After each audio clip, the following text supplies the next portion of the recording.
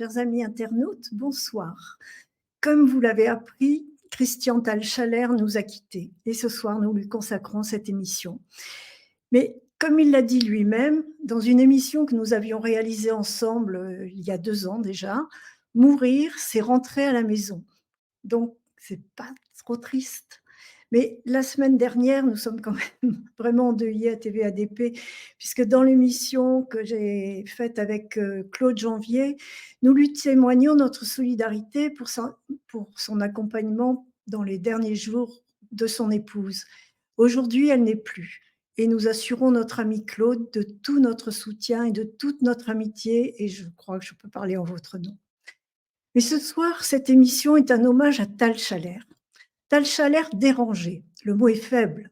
Et lui, qui était en parfaite santé, a écrit peu de temps avant sa mort, survenue le 18 novembre, je vais lire ce petit mot qu'il a publié, donc je lis, ouvrons les guillemets.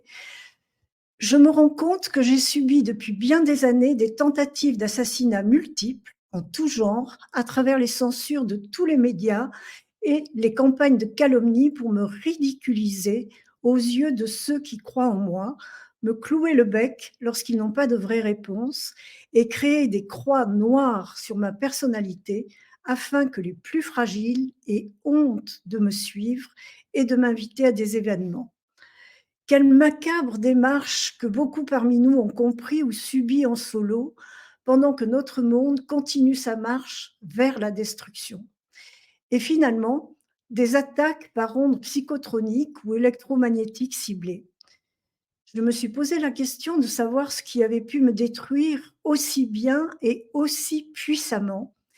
Et j'ai eu l'information par ma voix intérieure que ce n'était pas moi tout seul qui avait créé cette écrasante situation par un mode de vie malsain, mais que j'ai subi, comme nombre de chercheurs de vérité, traités de complotistes, les attaques de ceux qui veulent avoir le pouvoir sur l'humanité et que ces ondes ont détruit entièrement mon immunité, qui n'a pas pu faire son travail du tout et qui est actuellement totalement anéantie.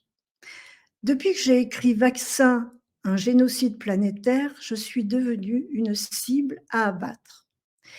Et voici les termes de Joanne Razanamae, son épouse, pour nous annoncer son départ. Vous verrez que c'est très touchant. Chers amis, membres de la famille, chers divins sœurs et frères, chers amis, notre Tal vient de partir. Très vite, en souriant aux anges et en faisant danser ses mains en l'air, après m'avoir tendrement embrassé et serré ma proche main très fort sur sa poitrine. J'ai vu des êtres de lumière aux immenses cœurs l'accueillir dans un monde radieux. Merci, merci et des milliards de merci pour tout l'amour, l'estime, le respect et tous les soins et dons que vous avez donnés à Tal, pour tout ce que vous avez fait pour lui. Longue vie à nous tous et dans cette même ambiance si chaleureuse, si aimante, si rassurante et bien remplie de tous les meilleurs sentiments au moment de quitter.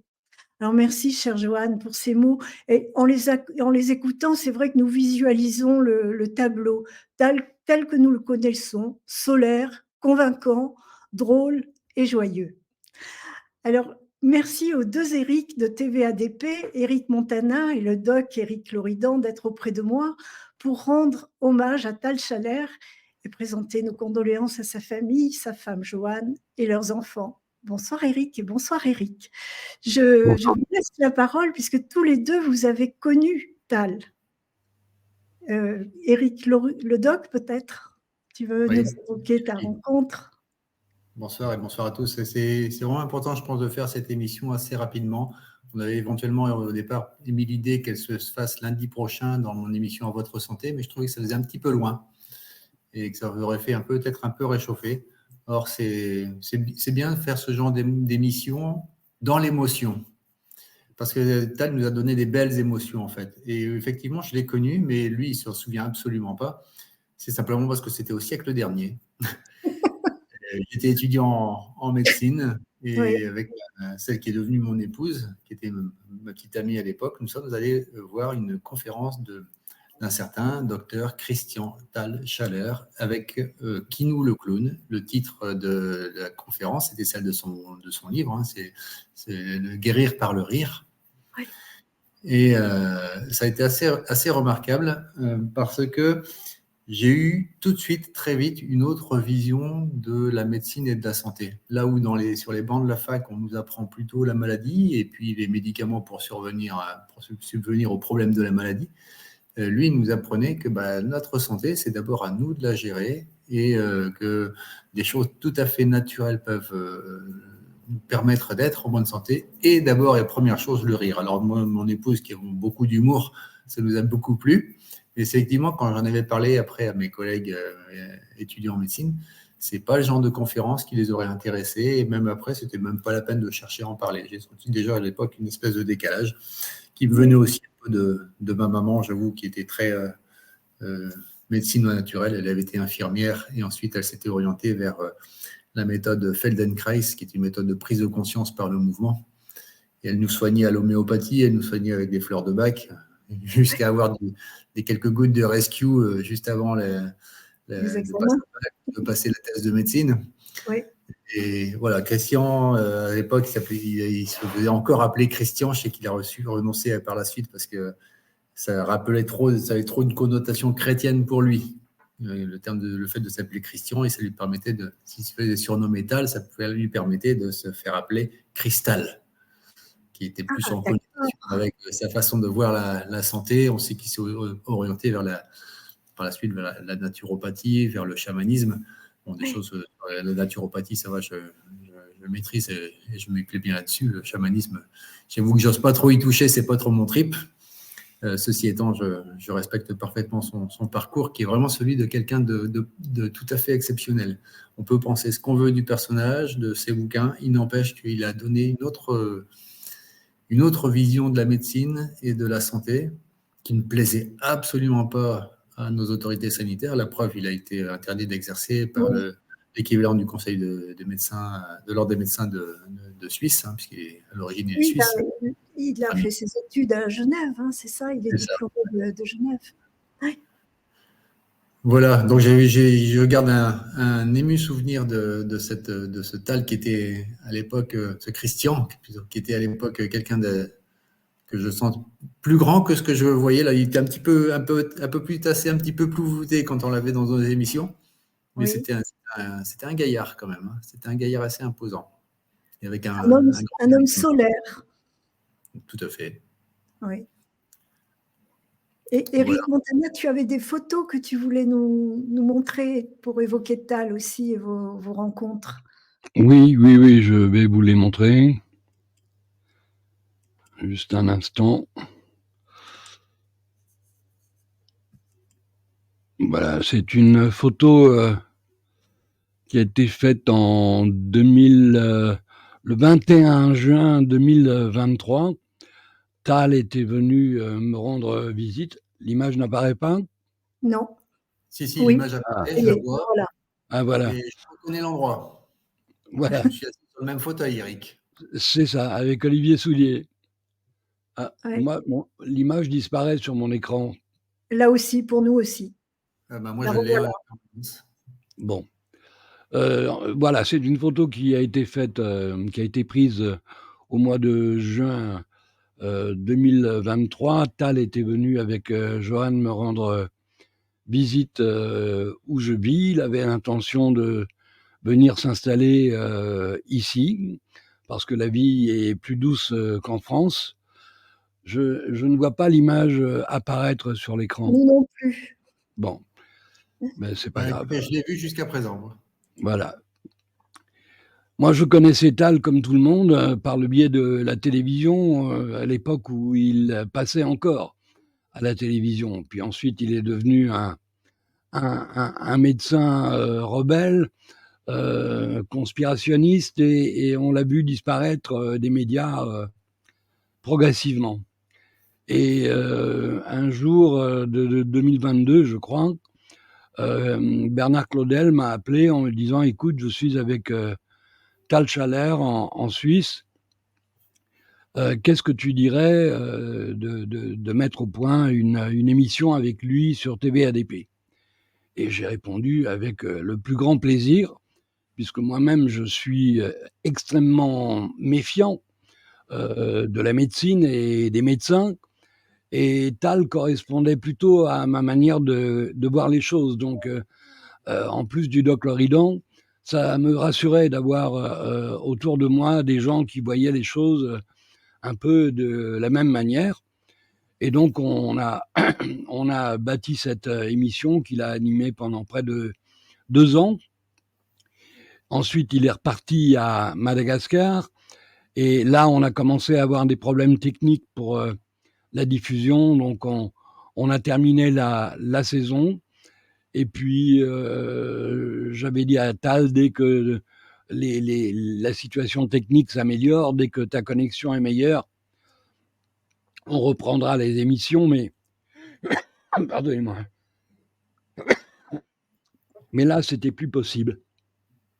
On a quand même produit une belle série de capsules qu'on va diffuser régulièrement, parce que l'avantage de Tal, évidemment, c'est de dire ce que les autres médecins ne disent pas. Et à un moment où on a tous payé pour boire avec la crise du Covid, qui a été un immense réveil pour beaucoup d'entre nous, qui nous a permis de comprendre que l'industrie pharmaceutique n'était pas là pour soigner, que les médecins n'étaient que des prescripteurs de médicaments. Avoir affaire à des vrais médecins, c'était plutôt rassurant. Donc, Tal avait décidé aussi de s'éloigner de la France parce que, comme il l'a expliqué, il s'y sentait en danger et souhaitait rejoindre notre village gaulois ici dans le Latium romain. Je me réjouissais de sa venue. Malheureusement, ça n'a pas pu se faire parce qu'il a vendu sa maison, mais les impôts qui l'ont persécuté et harcelé ont mis la main sur son argent. Je ne sais même pas s'il l'a récupéré, mais à ce moment-là, il attendait de récupérer cet argent pour acheter un magnifique appartement à quelques centaines de mètres de chez moi. Alors, je l'ai eu au téléphone il y a 10 jours, quand j'ai appris par l'intermédiaire de Chloé qu'il n'était pas bien. Je l'ai appelé immédiatement. Il a décroché en me disant « Écoute, je décroche parce que j'ai vu que c'était toi, mais sinon, j'ai même pas la force de répondre au téléphone. » Alors, je lui ai demandé comment il allait, comment il se sentait. Et il m'a dit « Je suis au fond du trou.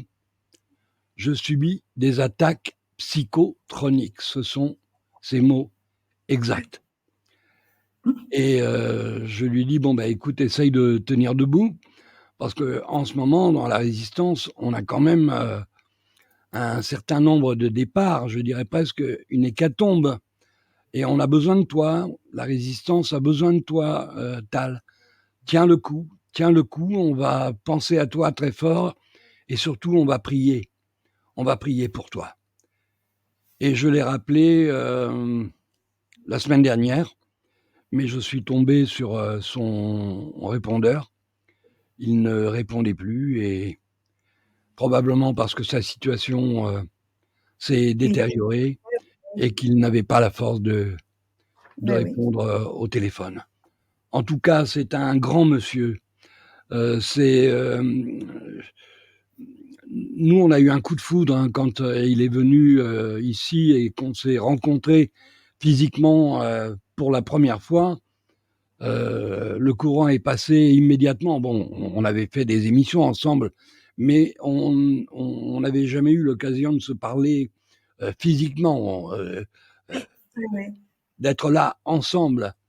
Et je n'oublierai jamais, avant de partir, il m'a dit « Je n'oublierai jamais ce que tu as fait pour moi. Je t'aime comme un frère. Merci, merci. » Et moi, je disais « Tu n'as pas à me remercier, c'est moi qui suis heureux et flatté que tu sois venu me rendre visite parce que tu es quelqu'un que j'estime et que je respecte beaucoup. Alors, comme on le disait hors antenne, mourir, c'est un peu comme rentrer à la maison. Ça, c'est ce qu'il disait. Moi, je vois pas les choses tout à fait de la même manière parce que je suis bien sur la terre, que je trouve la vie magnifique, l'œuvre de Dieu est extraordinaire. Je m'extasie chaque jour que Dieu fait sur son œuvre, que ce soit les plantes, les animaux, les fleurs, la nature.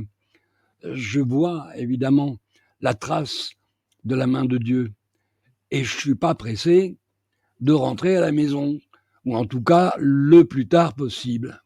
Le temps n'existe pas, Eric. Oui, mais ça, c'est une autre histoire. En tout cas, on souhaite à Tal, il est accueilli, à mon avis, au paradis, parce que c'est un homme qui a passé sa vie à faire du bien. Et il le faisait dans le secret. Ce n'était pas quelqu'un qui étalait sur la place publique le bien qu'il faisait. Mais il a passé sa vie à faire le bien. Et moi, je crois que Dieu en tiendra compte et qu'il va l'accueillir les bras grands ouverts parce qu'il le mérite. On en est tous convaincus, hein, parce qu'il avait été très chaleureux et sa passion de la transmission, il aimait les gens et il était courageux dans son discours, puisque toute sa vie, il l'a montré. Quand il a quitté progressivement la médecine générale, il s'est approché de la médecine non conventionnelle à travers la naturopathie, l'homéopathie, l'acupuncture, l'ostéopathie, et puis ce qu'on maîtrise pas, nous, le chamanisme, mais lui en parlait très bien avec sa femme Joanne. Il promut une vision de la santé globale, la santé physique, émotionnelle, mentale et spirituelle. Et ça, c'était son mantra, il le répétait très, très régulièrement. Il pratiquait donc le chamanisme, il parlait d'expériences de channeling, et quand il en parlait, on ne pouvait qu'écouter et on était toujours très, très touchés, même si personnellement je ne connais pas ce domaine. Il affirme que chacun peut développer une forme de médecin intérieur, que le corps a des capacités de guérison quand on lui donne les bons outils. Peut-être que le doc veut commenter cette phrase. Oui, je suis tout à fait d'accord avec lui. Les capacités de régénération du corps sont surprenantes. Encore faut-il lui donner les bons ingrédients. Ça me laisse penser qu'il faut... Alors, c'est toujours un petit peu délicat de vouloir confronter médecine conventionnelle et médecine alternative ou médecine holistique, mais je vais quand même m'y pencher. Oui. En fait, la médecine conventionnelle, telle que celle que Tal avait rejetée parce qu'il avait bien senti qu'il y avait des choses qui n'allaient pas dans cette médecine, qui nous avait été d'ailleurs très bien décrite par Olivier Soulier, hein, quand on parlait du rachat des écoles de médecine aux États-Unis par les Rockefeller et Carnegie dans les années 1920. La médecine conventionnelle, pour faire simple, pour être très clair, c'est celle qui va être défendue par Conspiracy Watch et les autres médias de grand chemin. Et la médecine holistique, c'est celle qui est dénigrée par eux. C'est-à-dire que si vous suivez une page Wikipédia de Tal ou une page Conspiracy de Tal, vous allez trouver tous des termes qui vont le descendre, le dénigrer, et cependant qui seront de toute façon incapables de dire la vérité sur ce qu'il a été, sur ce qui a été son combat et ce qui est le combat des médecines holistiques. C'est celle de dire que nous ne sommes pas en fatalité vis-à-vis de la maladie. Nous avons des capacités de régénération, des capacités de guérison. Nous sommes notre propre médecin, finalement. Nous sommes capables d'être notre propre médecin, et jusqu'à même pouvoir dire, lui comme d'autres, mais lui a sans doute été un des premiers, qu'en fait, si on est malade, c'est peut-être simplement que le corps essaye de se guérir, essaye de se réparer de quelque chose qui est en lui, qui l'intoxique. Il considérait que les maladies, style grippe et autres, pouvaient être tout simplement des manières qu'avait le corps de chercher à se guérir d'une intoxication. Et c'est pour ça, disait-il, qu'il ne fallait pas vouloir supprimer la fièvre à tout prix. Au contraire, il fallait la laisser s'exprimer. Exactement, ne pas chercher à enrayer la fièvre, ne pas chercher à gérer les symptômes quand ce n'est pas nécessaire, mais essayer de comprendre la cause et accompagner cette maladie et prendre en charge le terrain. Et c'est aussi une des raisons pour lesquelles il était farouchement opposé à tout ce qui était vaccination, puisque chacun a un mode de vie et chacun a un système de défense immunitaire qui lui est tout à fait propre, tout à fait particulier. Et ce n'est pas à chacun comme ça qu'on peut donner la même thérapeutique. Bien sûr.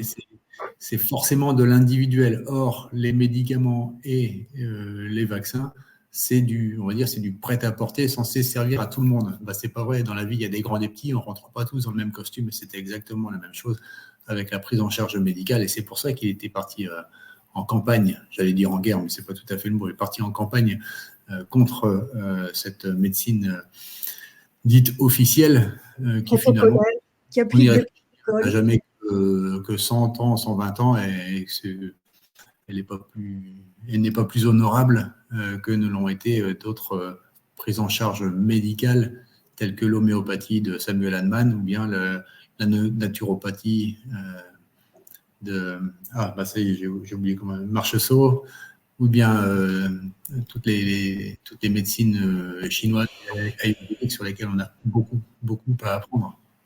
Toi-même, Eric, tu t'es vraiment tourné vers la naturopathie maintenant.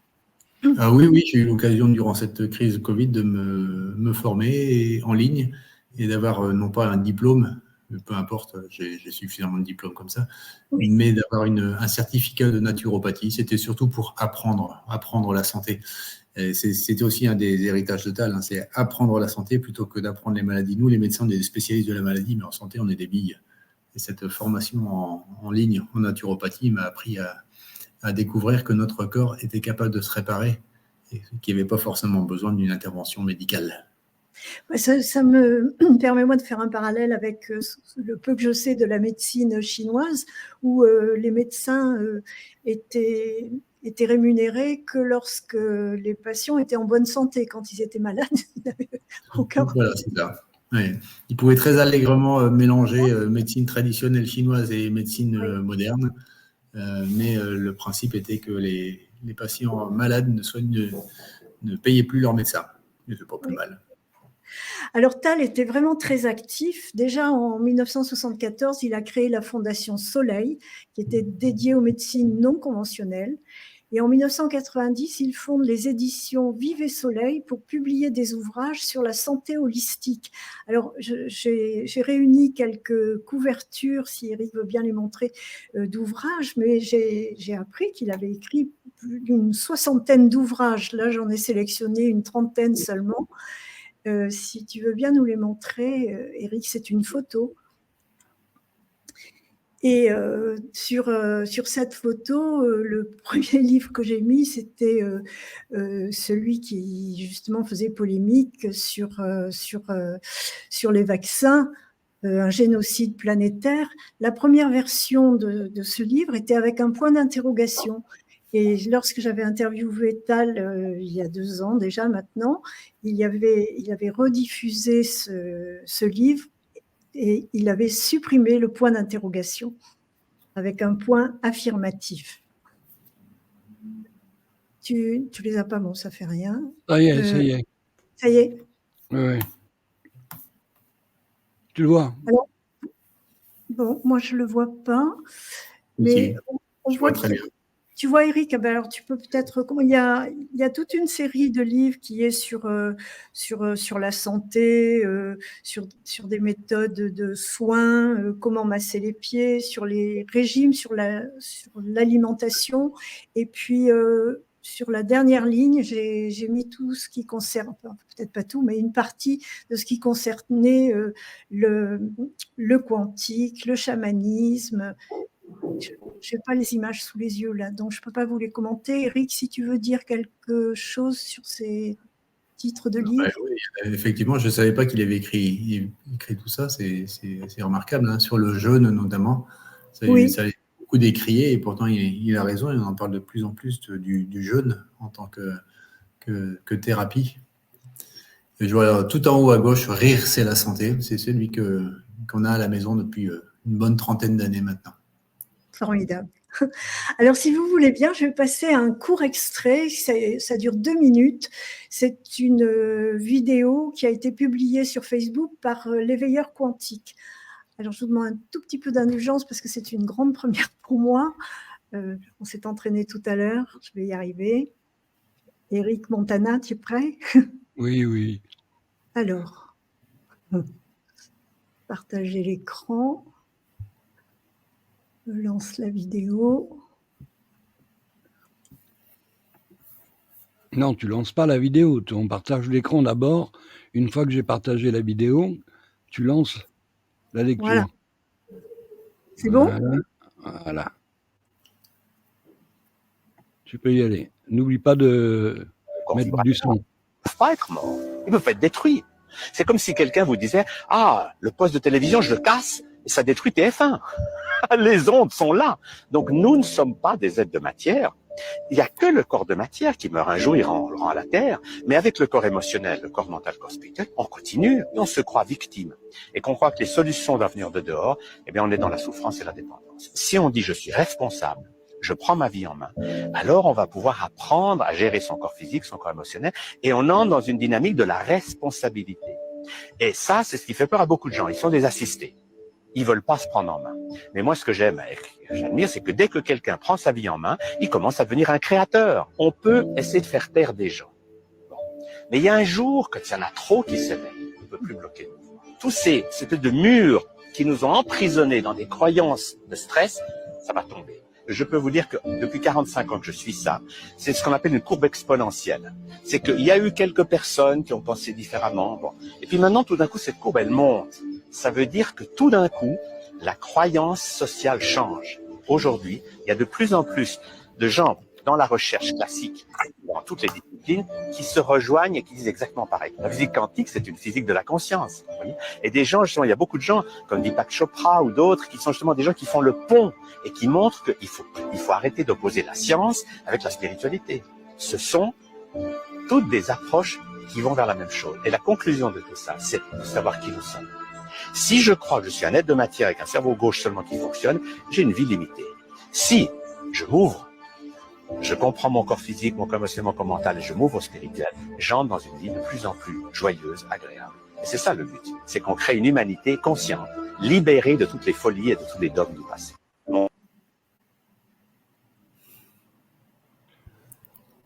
Et du tal tout craché.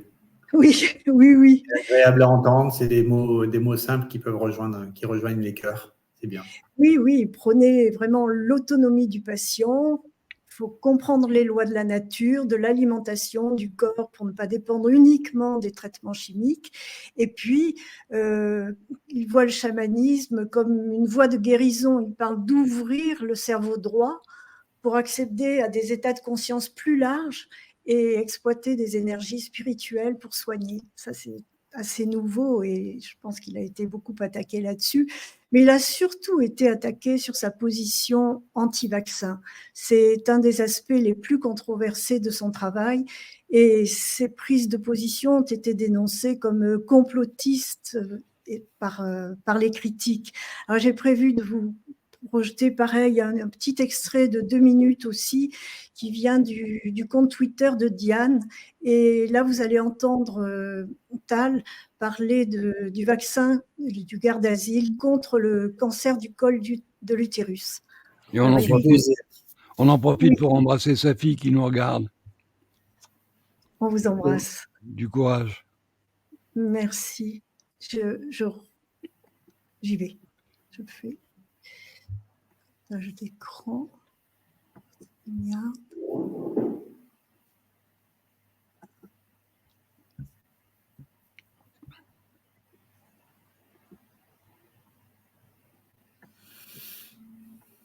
Voilà. Voilà, très bien. De réaction à la dangerosité de ce vaccin qui est déjà interdit dans quelques pays comme le Japon, pas encore en France, mais ça viendra parce que franchement, il détruit beaucoup de vies. Eh bien, un jour, on va l'interdire. Et quand il sera interdit, les laboratoires devront payer quelques milliards de dollars de dommages et intérêts aux gens qu'ils ont tués. Mais ils ont calculé ça à l'avance. Ils ont fait le calcul, on va gagner 20 milliards, après on devra payer 5 milliards de dommages et intérêts, bénéfice 15 milliards. Ah! Voilà comment raisonnent les gens qui ont le pouvoir. Votre santé, ce n'est pas leur affaire. Ce qui compte, c'est le bénéfice annuel. C'est difficile à réaliser que nous sommes gouvernés par des gens. Regardez dans le garde d'asile. Vous savez quel est l'excipient, l'adjuvant? Eh bien, ce qu'il y a dedans, c'est de la morora. La morora, si j'en mets dans la soupe de ma belle-mère, je vais 20 ans en prison. Mais on met de la morora dans un vaccin qu'on a donné déjà à des millions de jeunes filles. Et tout le monde fait comme si. Vous voyez, les excipients, c'est-à-dire les adjuvants. Donc, dans un vaccin, il y a le produit, et puis on rajoute des substances, de l'aluminium ou du mercure ou de la morora pour dynamiser son effet. Mais ces produits sont hyper nocifs. Le résultat, c'est qu'aujourd'hui, un bébé reçoit des quantités, par exemple, d'aluminium hallucinantes, des doses qui dépassent 100 fois, 1000 fois la dose annuelle maximum pour un adulte. Ça fait rêver. Et pourquoi est-ce qu'ils peuvent faire ça? Vous allez vous dire, mais c'est pas possible. Mais simplement parce que les gens des vaccins ont l'argent pour pouvoir payer tout le monde pour qu'ils se taisent. Moi, comme médecin, je suis ça depuis plus de 40 ans et je suis abasourdi. Voir, les chiffres sont là, les études sont là, des études très fortes, par exemple le livre du professeur Georget, qui est un grand biologiste, qui écrit Les vaccins, vérité indésirable, ou d'autres livres. Il montre de façon extrêmement scientifique et irréfutable que les vaccins n'ont jamais fait disparaître les épidémies, que les vaccins ont des effets secondaires beaucoup plus grands que ce qu'on croit, etc., etc. Mais cette littérature, tous ces livres, il y a des dizaines, des centaines de livres qui disent ça, mais jamais la presse n'en parle, parce que la presse est muselée par les laboratoires pharmaceutiques et par les entreprises de vaccins. C'est donc un monde hallucinant de fourberie, d'inconscience. Et je dirais même, ces gens sont franchement des assassins, mais des assassins légaux. C'est ça. Des assassins légaux en costume cravate. Oui. C'est toujours difficile d'avoir raison avant les autres, hein. Mais il en faut toujours quelques-uns qui sortent du lot au départ et qui se prennent les coups pour tout le monde. Et Tal a été de cela, il avait payé le prix fort. Un pionnier. Un pionnier. Oui. Tu veux commenter, Eric, sur les vaccins, peut-être? Eh bien, oui. Justement, le commentaire actuellement, c'est qu'il y a 48 heures. Ah, si tu voulais parler de Eric Montana? Non, c'est toi, le spécialiste. Eh bien, j'ai reçu hier justement un message d'une amie qui m'appelle un petit peu à l'aide parce que elle habite à 200 km de chez sa maman et elle a appris que sa maman n'était pas bien, ça n'allait pas, elle se sentait pas bien, elle a appelé sa fille et maman, qu'est-ce qui t'arrive? Ah bah je sais pas, je suis pas bien depuis que j'ai fait mon vaccin contre la grippe. Alors c'est malin, donc mon amie m'appelle pour me demander ce qu'elle doit faire, donc je lui donne quelques petits conseils et puis elle m'appelle il y a une demi-heure. Elle me dit maman est à l'hôpital. Voilà. Donc 48 heures après son vaccin contre la grippe, que son médecin lui a préconisé parce qu'elle a une PPCO, parce qu'elle est âgée, etc. J'espère pour lui qu'il lui a fait signer une feuille de consentement libre et éclairé, sinon ça va brûler pour son matricule. Je pense que je ne vais pas laisser tomber l'affaire. 48 heures après, elle est à l'hôpital. Et j'espère aussi que mes collègues de l'hôpital, mes chers anciens collègues qui m'ont connu pendant 18 ans en tant que praticien, vont faire le lien de cause à effet entre les deux. Parce que maintenant, moi, c'est d'une victime que je connais. Elle n'a pas eu de double vaccination Vaccin grippe, je ne sais même pas. Je n'en ai aucune idée. Au moins la grippe, je pense qu'elle n'a pas eu le vaccin Covid. Elle s'est fait tourner la tête par son médecin traitant, alors qu'elle a l'habitude à chaque fois de se faire soigner avec de l'homéopathie, avec des plantes, etc. Puis là, le médecin a insisté, elle s'est fait avoir. Les vaccins contre la grippe, aujourd'hui, tu nous confirmes qu'ils sont bien avec de l'ARN messager. Je ne suis pas certain que ce soit un messager, mais à la limite, j'allais dire, même peu importe. Tal disait dans cette émission, il n'y a jamais un vaccin qui a fait fondre une épidémie. Et c'est vrai, ça fait 70 ans qu'on est emmerdé avec la grippe, ça fait 70 ans qu'on a des vaccins. On arrête quand la folie? Ça ne marche pas, point final. Par contre, si on arrive à booster l'immunité des gens, si on arrive à leur faire mettre un taux de vitamine D suffisant, voire supérieur à la normale, et qu'ils se prennent de la vitamine C en veux-tu en voilà jusqu'à ce qu'ils aient une bonne chiasse qui leur montre qu'ils ont atteint un taux suffisant, sur des sujets qu'on a déjà largement évoqués dans mes émissions, plus d'autres petites choses à faire, notamment des infusions de plantes, du thym, des huiles essentielles, etc. Les gens s'en sortent, mais il faut les booster. Il faut arrêter de balancer des trucs et des machins sous prétexte que c'est la médecine officielle qui l'a dit. les médecins actuellement ne sont plus les garants de la vérité médicale. Il faut le savoir. Si tant est qu'il ne l'ait jamais été, mais il faut le savoir. Je suis navré, mais il ne faut plus faire confiance aveuglément à un médecin qui a son cabinet et qui vous consulte en 11 minutes. C'est plus possible. Qui a appris des protocoles et qui les applique à la lettre, quel que soit l'individu, la personnalité. Oui, les protocoles ne sont pas forcément toujours mauvais en soi, mais là, en ce qui concerne les vaccinations et même certains traitements standards qu'on essaye de nous bassiner, notamment, je pense, des traitements contre le cholestérol, les fameuses statines, si un médecin n'est même pas capable de remettre en cause ce qu'il a appris stupidement et ce qu'il a ressorti stupidement lors des questions à choix multiples au moment des examens, il faut qu'il arrête ce métier-là. Il faut qu'il arrête. Oui. Non, je suis quand même un petit peu en colère par rapport à ce qui s'est arrivé là et à ce qui est arrivé là. Et je suis en même temps très heureux d'assister à cette soirée hommage pour Tal, parce que je sais qu'il aurait aimé qu'on parle, mais qu'on parle avec beaucoup de bonheur de la vie, comme tu nous le disais, Eric, avant l'émission, et de cette vie sur Terre, parce qu'elle est belle, elle est magnifique. Et lui, il l'a vécu pleinement. Et c'est vrai qu'il s'est pris des coups à gauche, à droite, et notamment par les tenants de notre doxa médicale. Mais il a tenu bon, il a été ferme. Oui, absolument. Ferme, courageux, dans la joie aussi. Vous allez retrouver ça dans la suite de notre émission, qui va être la rediffusion de cette fameuse émission d'il y a 2 ans, où j'avais eu la joie, le bonheur d'interviewer Tal. Et c'était à propos de la réédition de son livre « Vaccin, un génocide planétaire », cette fois-ci sans le point d'interrogation. Oui. Oui. Et on va retrouver ces chemises en couleur. Oui, c'est haut en couleur. Et puis, je vous laisse découvrir, pour ceux qui n'avaient pas vu l'émission il y a 2 ans, parce que vous allez voir un Tal joyeux et qui nous explique toute sa conception de la médecine, des soins, et que chacun est maître de son corps et doit apprendre à se connaître et pas à écouter bêtement ce que les médecins généralistes traditionnellement peuvent dire.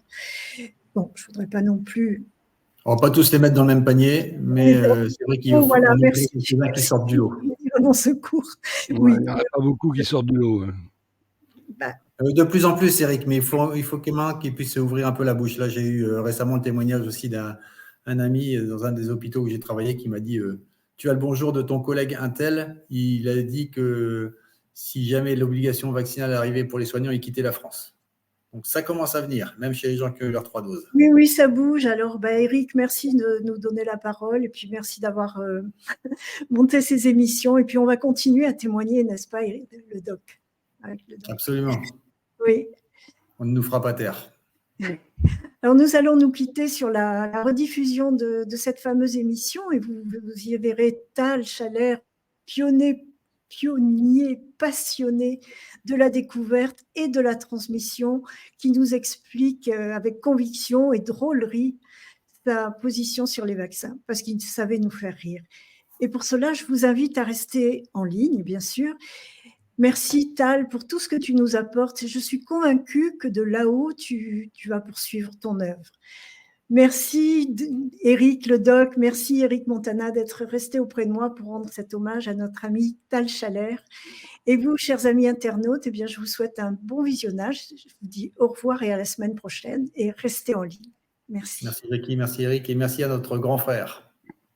J'en profite pour remercier Caroline Ruby et Sam Léo qui modèrent le chat, qui va être particulièrement calme. Aujourd'hui, elles sont fidèles au poste.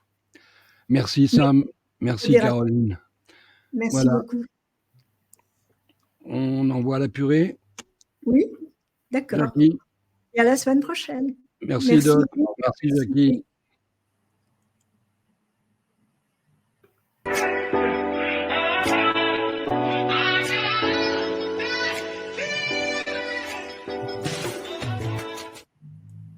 Chers amis internautes, bonsoir. C'est un très grand plaisir pour moi d'accueillir ce soir dans cette émission le docteur Christian Tal Chalère.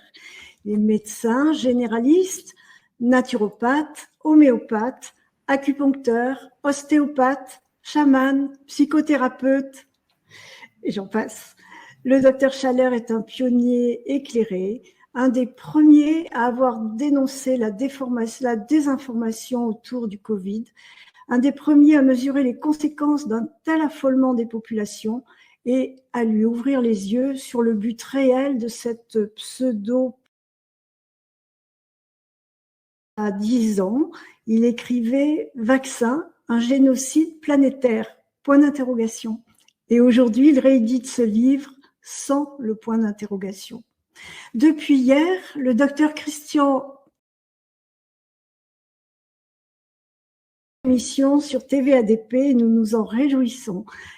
Son titre, c'est « La santé, ça s'apprend ». C'est une émission hebdomadaire qui passera tous les mercredis soirs à 20h30 pour nous apprendre à prendre en main notre propre santé. Bonsoir Tal et merci d'avoir répondu favorablement à notre invitation. Et je crois qu'avant de commencer, nous allons écouter le générique de ton émission « La santé, ça s'apprend », diffusée tous les mercredis à 20h30.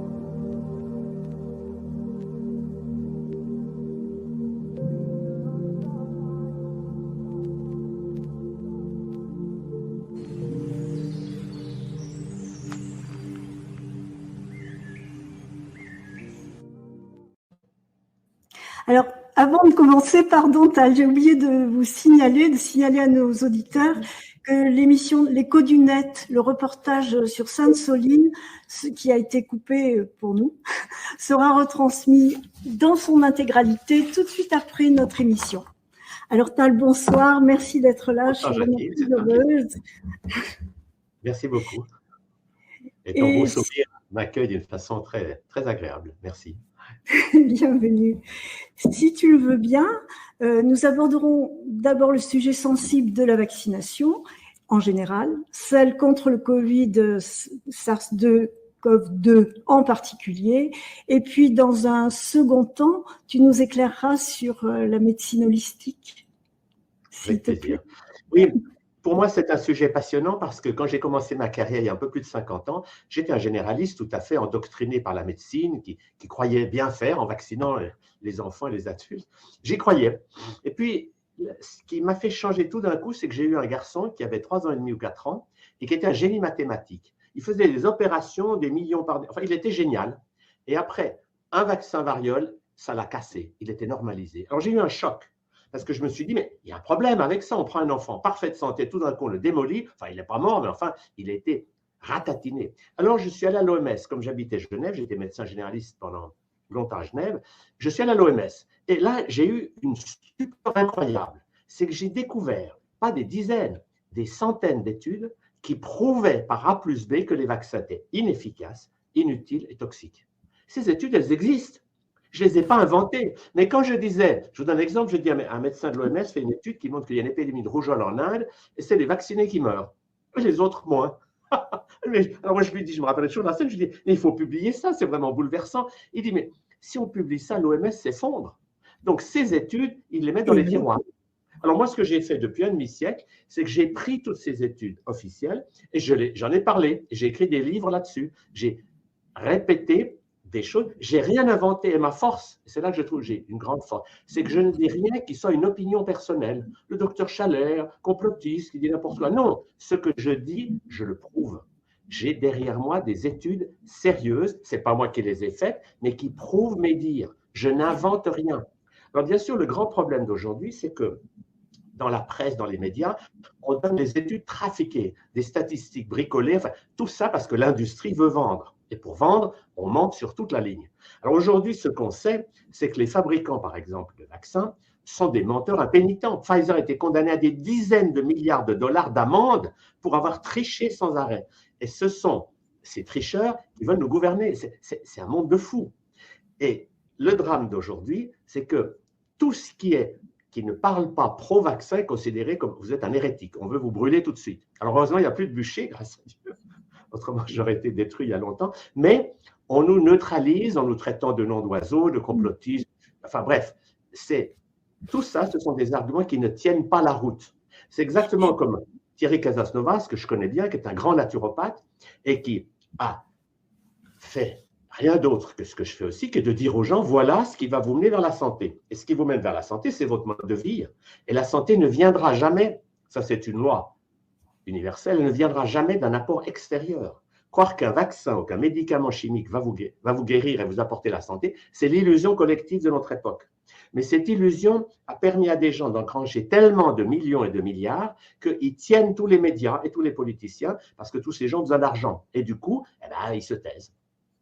Oui, mais, pardon, pire que la tricherie des labos qui ne déclaraient pas tout, je me suis un petit peu penchée sur le contenu des vaccins dits classiques, hein, tout à fait en dehors du SARS-CoV-2, mais c'est monstrueux. Toute cette chimie sont des poisons, il y a des adjuvants, des réactifs de biologie moléculaire qui abîment le foie, le système cardiovasculaire, il y a de l'aluminium, du thymérosal, l'augmentation des troubles neurologiques à 80%, des risques d'autisme qui sont multipliés par 8. Enfin bon, il y a tout, je ne veux pas embêter tout le monde avec tous ces noms savants, mais ce ne sont que des poisons. Et à la suite de ça, je remercie mes parents et surtout le médecin généraliste qu'ils avaient, qui depuis tout petit, nous a toujours fait des dispenses pour que mon frère, ma sœur et moi ne recevions aucun vaccin. Donc, on n'était jamais à jour et ça continue. C'est un gros problème. Je donne qu'un exemple. Moi, j'ai mis sur mon site, et je l'envoie à tous les gens qui me le demandent, la liste des substances qu'il y a dans les vaccins. Ce n'est pas une liste que j'ai inventée, de nouveau, c'est une liste tout à fait officielle. Il y a 235 substances chimiques. Est-ce qu'injecter un nourrisson 235 substances chimiques, est-ce que ça a un sens? Et aux États-Unis, quelqu'un qui a 18 ans, il aura reçu 76 vaccins. Je ne sais pas si vous voyez, c'est du délire. C'est impossible d'accepter une folie pareille. Et ce qu'il faut savoir que les gens ignorent, c'est extraordinaire l'histoire, c'est que jusqu'en 1986, les marchands de vaccins devaient payer des fortunes en dommages et intérêts parce que tous les gens qui avaient des effets secondaires se plaignaient et ils perdaient dans les tribunaux des grosses sommes. Alors ils ont fait passer une loi, parce qu'avec l'argent ils ont acheté les sénateurs américains, et cette loi est extraordinaire. Il y a même Wakefield qui a fait un film là-dessus qui s'appelle 1986, La loi. La loi a dit à ce moment-là, elle est fantastique, qu'on ne peut plus poursuivre les marchands de vaccins, ils ont l'impunité totale. Extraordinaire. Et en plus, ils n'ont plus l'obligation de dire ce qu'ils mettent dans leur vaccin. Donc, depuis 1986, plus personne ne peut savoir exactement ce qu'il y a dans les vaccins. Alors, ça fait rire quand on vous dit, oui, tel organisme de protection des consommateurs, etc., a bien dit, donne l'autorisation parce que c'est un bon produit. Ils ne savent pas ce qu'il y a dedans. Et pour donner un exemple que je viens d'apprendre aujourd'hui par maître Carlo Brusa, c'est que Pfizer a toujours dit qu'il n'y avait pas de graphène dans leur vaccin. Non, non, non, pas de graphène. Comme il y a eu des gens qui les ont attaqués, ils ont dû avouer qu'il y a du graphène. Et le graphène, c'est une substance d'une toxicité effroyable. Et il y en a dans les vaccins actuels, mais il y en avait déjà dans ceux d'avant. On se rend compte que le drame, ce qui est dur pour les gens de comprendre, c'est qu'une petite poignée de gens, je ne vais pas les nommer parce qu'une petite poignée de gens qui ont beaucoup d'argent et qui ont gagné des fortunes extraordinaires avec ces vaccins, ont voulu véritablement dominer le monde. C'est les mondialistes. Le chef de file, c'est Bill Gates. Il a dit il faut vacciner 7 milliards d'individus. Il était absolument formel. Et ces gens-là, ils ont créé un empire. Moi, j'appelle ça l'empire vaccinal. Et cet empire est le premier empire au monde qui a touché toute la planète. Les empires d'avant, l'empire mongol, l'empire chinois, c'était des empires localisés. Mais là, l'empire vaccinal, ces dernières années, ce dernier siècle, a touché tous les pays du monde. C'est pour ça, Tal, que tu as dit Hitler, Staline, c'était des nains de jardin à côté de Bill Clinton. À côté de Bill Gates. Mais c'est vrai, parce que les vaccins, quand on étudie les choses à tête reposée, sans parti pris, alors moi, ce que je dis aux gens, c'est surtout ne me croyez pas. Parce que je ne veux pas être un gourou qui dit aux gens, faites ci, faites pas ça, vaccinez, vaccinez pas vos enfants. Je refuse totalement ce langage. Je n'ai jamais dit à quelqu'un, arrêtez votre chimiothérapie et mangez des graines germées. Non, je dis aux gens, mon rôle, c'est de vous informer. Mais vous devez savoir qu'il y a des gens qui pensent que les vaccins, c'est très bien, écoutez-les, mais vous devez savoir qu'il y a des milliers de chercheurs, de savants, de médecins, des milliers, qui disent que les vaccins sont inutiles, toxiques, et que ça ne sert à rien qu'à vous empoisonner. Ces gens-là, ils existent. Alors, je donne aux gens une image. C'est comme si je vous dis, il y a Lyon et Genève. Les gens de Lyon vous disent, ah, Genève, non, Lyon est une belle ville, mais Genève n'existe pas. Vous diriez, excusez-moi, mais Genève existe. Alors moi, je dis aux gens, étudiez les Lyonnais qui vous disent que les vaccins, c'est bien, mais allez voir les gens de Genève qui vous disent, parce qu'il y a une littérature colossale, des milliers d'études, de livres, etc., qui sont tous sur le même ton, c'est que les vaccins, c'était une grande illusion collective. Et c'est intéressant parce que les vaccins ont correspondu à un changement d'orientation de la médecine qui a été un drame incroyable. Jusqu'au vaccin, la médecine, ça a toujours été un médecin qui soigne un patient. Si j'ai un bébé ou une vieille dame, je ne leur donne pas le même remède à tous. Imaginez que je dis tout d'un coup, non, j'ai une patiente qui a mal à la tête, allez, tous mes patients sous paracétamol. On me dirait, docteur Chalet, mais vous êtes fou, vous devez soigner les gens l'un après l'autre. Et la médecine, depuis des millénaires, a toujours été individualisée. Mais avec les vaccins, pouf, on a balayé ces siècles de médecine, tous pareils. Et ça, c'est une aberration. On a d'ailleurs toutes les preuves aujourd'hui que le système immunitaire de chaque individu est différent du voisin. C'est d'ailleurs un Français qui a trouvé ça, avec le système HLA. Il a eu un prix Nobel pour ça. C'est que nous n'avons pas les mêmes systèmes immunitaires. Il y en a qui ont plus de ci, moins de ça. On est différents. Regardez autour de vous, on n'a pas tous le même nez, la même bouche, les mêmes cheveux. On est tous différents. Et comprendre ça, c'est comprendre que le système immunitaire de chaque personne va réagir autrement que le voisin. Donc, un vaccin chez une personne peut ne pas faire de dégâts énormes, mais chez une autre, ça va être une catastrophe pour nous. Mais chez tout le monde, c'est une catastrophe. Parce que comme avait dit très joliment La Fontaine, il dit, ils ne mourraient pas tous, mais tous étaient frappés. Parce que ceux qui ne meurent pas des vaccins tout de suite, ça bousille quand même leur système immunitaire. Et ça se comprend très bien, la raison est simple. Que fait un vaccin? Il fait monter vos anticorps. Et c'est comme ça qu'on estime qu'il marche. On vous vaccine, vos anticorps montent, et on dit, ah, ça y est, vous êtes protégé. Eh bien, c'est une totale illusion. Pourquoi? Parce que l'immunité humorale, c'est-à-dire les anticorps dans le sang, c'est 10% de l'immunité. Et le 90% du reste, c'est l'immunité cellulaire. Et alors, si je fais monter votre immunité humorale en démolissant votre immunité cellulaire, le bilan est négatif. Je fais baisser votre système immunitaire.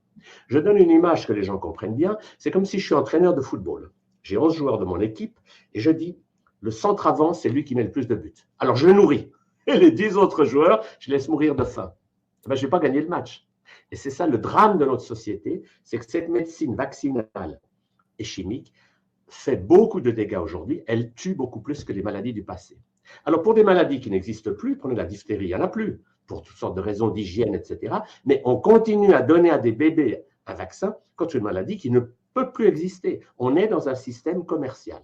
Parce que le drame de la vaccinologie, qui est une religion et pas une science, c'est qu'il y a beaucoup d'argent en jeu.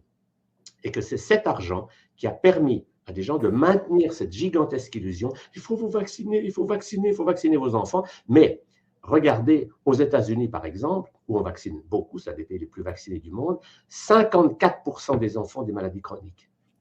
Et un enfant sur 30 naît avec de l'autisme. Les chiffres, c'était 1 sur 300, 500, 1000.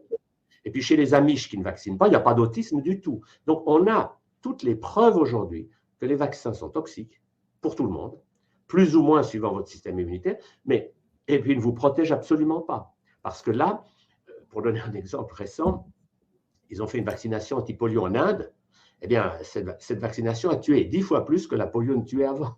Donc, les vaccins sont des poisons. J'y peux rien. C'est un fait. Et ce que je dis aux gens qui me disent, mais docteur Chalet, vous exagérez, vous dites n'importe quoi, je leur dis, écoutez, ne me croyez surtout pas, mais allez voir vous-même, les documents sont là. Et moi, je me donne la peine, non seulement j'ai fait des livres là-dessus, mais j'ai un blog sur mon site santéglobale.world, et depuis longtemps, je suis au numéro 85, je mets dans mon blog presque chaque semaine toutes ces études scientifiques qui sont là, mais dont la presse ne parle Jamais. Je vous donne un exemple. L'adresse, pardon, l'adresse du blog défile là sur le bandeau pendant que tu parles. Très bien. Oui, ça c'est le livre que j'avais écrit, Vaccin génocide planétaire, et que j'ai réédité cette année en mettant toutes les preuves sont là. J'ai remis le point d'interrogation il y a 10 ans, mais les preuves sont là et elles sont irréfutables. Moi, c'est ça qui me donne beaucoup d'enthousiasme et de force, c'est que ce que je dis, je le prouve. Je ne dis pas n'importe quoi, je ne donne pas une opinion. Je montre que tout est prouvable. Parce que simplement, il faut que les gens se donnent la peine de voir qu'il y a Lyon, d'accord, mais Genève existe aussi. Et quand ils auront vu les deux écoles, eh bien, ils choisiront ce qu'ils veulent faire. Parce que le point capital, c'est que l'empire vaccinal a décidé à la place des gens. Et ça, c'est un drame fantastique. Parce que notre corps, c'est sacré. Et ce qu'on met dedans, c'est à nous de choisir. Si je veux manger une pomme, je mange une pomme. Mais le fait qu'on m'injecte des substances pratiquement sans mon consentement, ben, c'est tout à fait normal. La loi du consentement éclairé, c'est qu'on doit vous parler. Un médecin doit vous dire, écoutez, je vais vous faire ce traitement, mais je vous préviens, il y a ça, on pèse le pour et le contre, et c'est vous qui devez décider. Ce n'est pas moi qui dois prendre le pouvoir sur vous. Et c'est ça la clé du problème, c'est que le médecin n'a pas à prendre le pouvoir sur son patient. Et aujourd'hui, comme on vaccine n'importe quoi dans des centres à toute vitesse, au pistolet, enfin, c'est devenu de la folie pure, parce qu'on ne tient pas. Encore moins le gouvernement. Encore moins le gouvernement et les États. Non, alors le drame d'aujourd'hui, c'est que beaucoup d'États, heureusement pas tous, mais beaucoup sont soumis aux puissances de l'argent. Mais j'ai quand même une bonne nouvelle. C'est que pour moi, cet empire, j'avais remis en sous-titre de mon livre, la faillite de l'empire vaccinal. Cet empire, il est proche de la faillite. Et pour moi, c'est en train de se produire. Parce que jusqu'à il n'y a pas longtemps, l'empire vaccinal était planétaire. Et Bill Gates était sûr qu'il vaccinerait tous les enfants du monde. Mais depuis l'histoire de l'Ukraine, et depuis que Poutine a refusé de jouer le jeu, l'empire mondialiste a perdu. Et c'est pour ça dire que ceux qui sont dans cette dynamique, aujourd'hui, sont très peur, parce qu'ils se rendent compte que les gens s'éveillent et que ça ne va pas être le grand reset de Klaus Schwab où tout le monde sera neutralisé, obéissant avec des puces dans la tête, à obéir à l'intelligence artificielle, mais ça va être le réveil des consciences qui disent mais pourquoi j'obéirais à des gens qui ne pensent qu'à leur intérêt et qui n'ont pas du tout une vision positive de l'être humain. Oui. Et puis ce qui nous aide sont malheureusement, tous les scandales qui éclatent aux yeux du monde entier, que ce soit la vaccination, les maladies, tout le monde a de plus en plus de drames autour de soi, mais tous les scandales de la pédocriminalité qui est un sujet brûlant et qui vraiment nous tient à cœur. Et là aussi, les gens qui sont, enfin, à mon avis, les gens qui étaient réfractaires à notre discours, qui voulaient rien entendre, là, ça les frappe de plein fouet. Et du coup, ils reçoivent toutes les vérités en même temps. Ils sont affolés. La difficulté, c'est que pour beaucoup de gens, c'est difficile de se rendre compte qu'on les a trompés. On leur a asséné des vérités, et puis tout d'un coup, ils se rendent compte aujourd'hui qu'on leur a menti sur toute la ligne. Oui. Nous, avec une petite équipe, avec Jean-Jacques Crèvecoeur et quelques autres, on a fait 85 émissions tous les jeudis soirs qui s'appelaient l'Info en question. Et on disait depuis le début que tout ce qu'on vous raconte, c'est des mensonges. Je prends un exemple. L'histoire des masques, c'est comme une histoire extraordinaire. On vous a dit que le masque vous protège. Eh bien, est-ce que vous savez qu'il n'y a pas une seule étude au monde qui prouve que les masques aient une efficacité quelconque? Par contre, il y en a 200 ou 250 qui prouvent que les masques sont inutiles, tout simplement parce que les virus, ça passe à travers tout. C'est comme un grillage, les moustiques passent à travers. Donc le masque ne sert à rien qu'à vous faire peur et à vous maintenir dans la peur. Mais si vous dites, donnez-moi l'étude scientifique qui prouve que ce masque a un sens, eh bien les gens, ils ne peuvent pas la trouver, elle n'existe pas. Il n'y en a pas. C'est extraordinaire. Donc on a réussi à faire croire à des gens des choses hallucinantes. Alors ce qui est passionnant, c'est que toute cette dynamique est basée sur la peur. C'est qu'on instille la peur aux gens. Attention, un virus vous menace. Les gens ont peur et du coup, ils se font injecter des produits toxiques expérimentaux. Mais ce qui est extraordinaire, c'est qu'aujourd'hui, avec un petit peu de recul, on a tous les chiffres qui montrent que l'épidémie Covid n'a pas été une épidémie plus grave que les grippes d'avant. C'est Pierre Chaillot, un grand statisticien qui a sorti un livre là-dessus. Les chiffres montrent qu'il n'y a pas eu d'épidémie. Il y a eu une pandémie. C'est-à-dire un programme organisé pour mettre les gens sous obéissance, mais il n'y a pas eu de pandémie du tout. C'est une illusion collective. C'est extraordinaire de voir ça. Par contre, au nom d'une pseudo-science, on a assassiné quand même beaucoup de gens. Tous ces gens dans les EHPAD, qu'on a privé de soins, qu'on a piqué au Rivotril. C'est vraiment de l'assassinat, du meurtre collectif. Et c'est pour ça que je dis qu'un jour, il va bien falloir un procès de Nuremberg, comme on a eu pour les nazis, parce que ces gens, ce sont des nazis. Et ce qui est passionnant d'ailleurs dans l'histoire, c'est de voir que les gens d'aujourd'hui qui veulent gouverner le monde, c'est les nazis d'hier.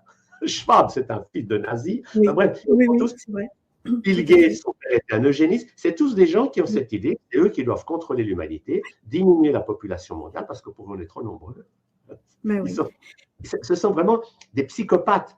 Mais ce qui est extraordinaire, c'est que des psychopathes aussi incroyables ne soient pas déjà en prison ou dans un asile, qu'ils soient en train de parler à la télévision et que les journaux les encensent, parce qu'évidemment, Paris Match a reçu, je ne sais plus combien de millions de Bill Gates, alors ils ont fait un article, Bill Gates, le médecin du monde.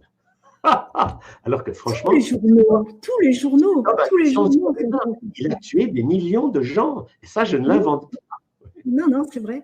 Mais non seulement les journaux sont compromis, mais les États aussi, bien sûr. Mais ce qui m'affole, ce sont les réactions des étudiants en médecine aujourd'hui.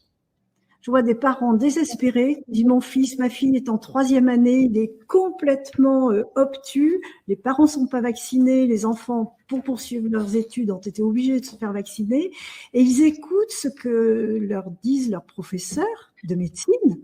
Oui. Vous savez, c'est un grand problème. Moi, je vais vous donner un exemple. Je faisais mes études de médecine il y a un peu plus… presque 60 ans maintenant, le professeur de médecine interne, Didier Sacher, l'homéopathie, ça vaut rien, c'est ridicule. Bon, il démolit l'homéopathie.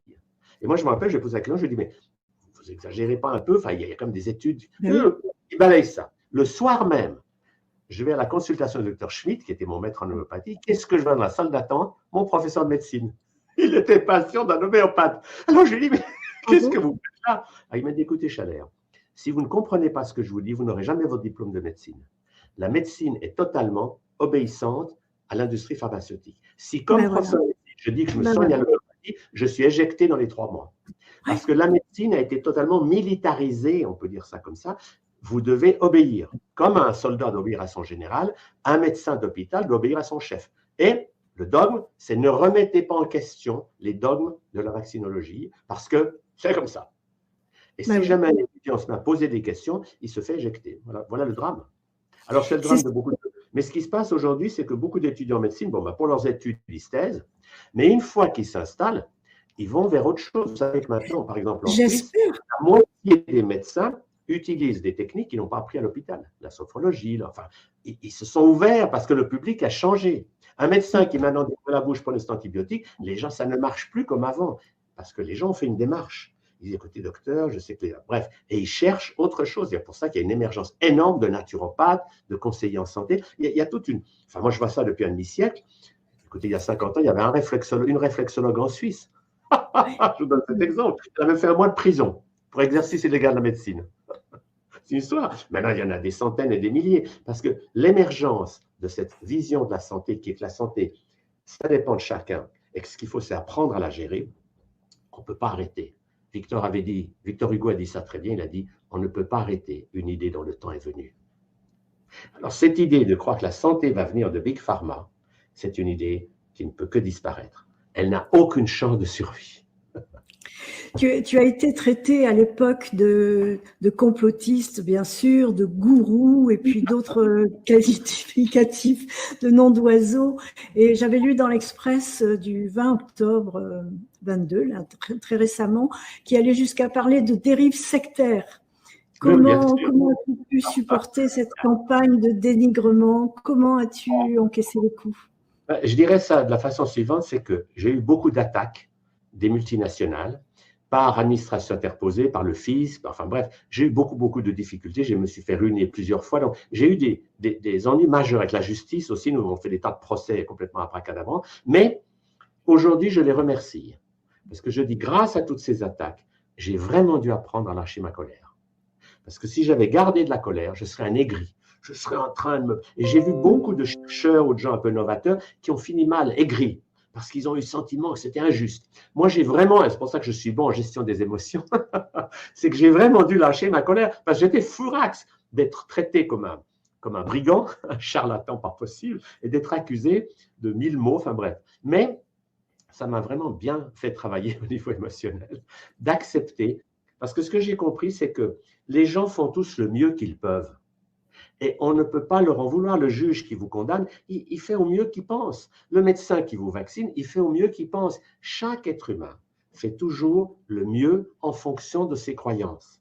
Mais si ses croyances sont négatives, eh ben, il devient très négatif. Un militaire qui tue plein de gens, ben, un jour, vous savez, il faut un jour prendre conscience que nos croyances, elles sont toutes basées sur l'obéissance à autrui. Regardez un enfant, jusqu'à 4 ans, il est libre. Il chante, il danse, il est vivant. Mais à partir de 4 ans, quand son intellect est activé, on lui dit « Maintenant, tu obéis à tes parents. » Et vous entrez dans le monde du stress. Vous ne faites plus ce que vous sentez qui est juste au fond de votre cœur et dans votre connexion spirituelle, vous obéissez. Et l'obéissance à autrui, c'est ça qui nous mène vers la catastrophe.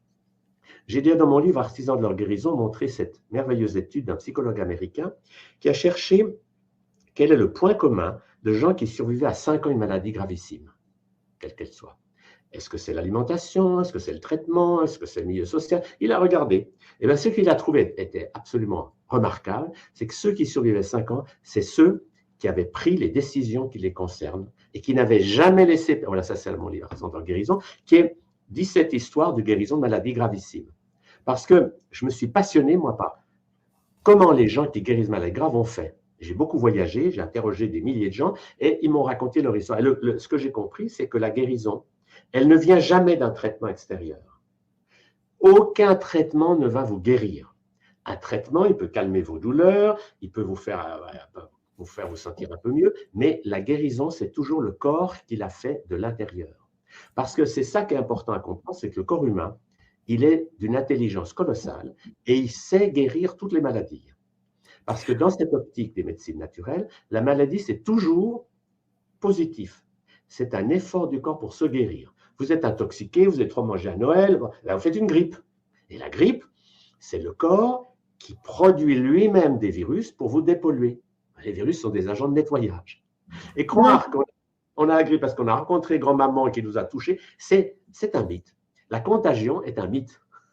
Alors on a fait peur aux gens. Alors on en est arrivé à des choses extraordinaires. On leur a dit, il faut mettre un masque. Alors, vous avez votre masque et vous dites, je suis protégé. Ce sont des mythes. La vraie protection, c'est vivre d'une manière qui dynamise votre système immunitaire et puis tenez compte du physique, mais aussi de l'émotionnel, du mental et du spirituel. Parce que c'est ça la médecine holistique. C'est s'occuper de l'être humain dans sa totalité, physique, émotionnelle, mentale et spirituelle. Tu dis même que c'est presque criminel de vouloir baisser la fièvre d'un enfant à tout prix. Évidemment. Il en a besoin pour se nettoyer. Alors, la fièvre, c'est un mécanisme absolument merveilleux qui nous permet de nous dépolluer.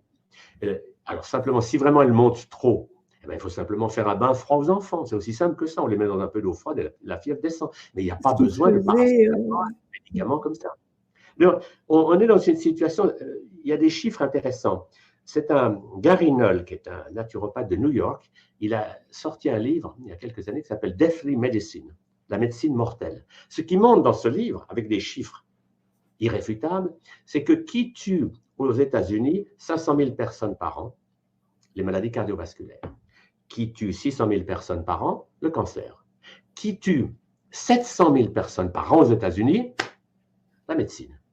Donc la médecine est devenue le fléau numéro 1 de notre société. Et c'est pour ça qu'aujourd'hui, si vous avez un enfant, ce qui risque de lui enlever la vie, ce ne sont plus les maladies du passé, c'est ni la diphtérie, c'est pas ça, c'est la médecine. Parce qu'entre les injections et les traitements chimiques, là, on a de quoi massacrer notre système immunitaire. En fait, le système immunitaire, c'est passionnant de comprendre, ce n'est pas un système de guerre contre. On a cru que c'était un système des militaires, on va tuer tous les virus à coups de tchou-tchou-tchou. Non, c'est une vision complètement fausse. Le système immunitaire, c'est un hymne à l'unité.